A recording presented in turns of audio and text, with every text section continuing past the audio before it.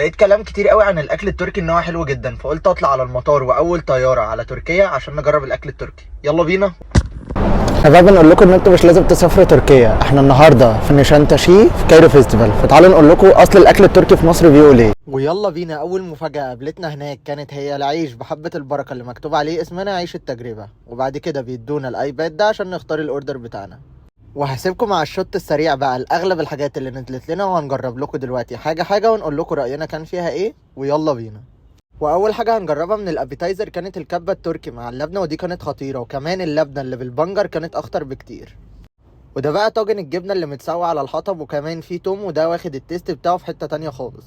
ويلا بينا نخش على الحاجه اللي فاجئتني جدا دي، اسمها كبالي فراخ وطعمها كان خرافه. ده بقى اسمه صاج الكاورما اللي بيبقى معمول من شرايح الفيليتو البقري مع الفلفل الحلو، وكان تحفه. ونخش على بيت الكلاوي اللي مشوي على الفحم اللي طعمه وشكله عالمي.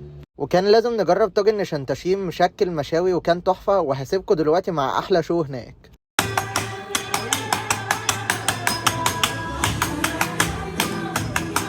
دي بقى احلى حاجه ممكن تكسرها في حياتك عشان هيطلع لك المنظر العالمي ده. الموزه عندهم يا جماعه عالميه.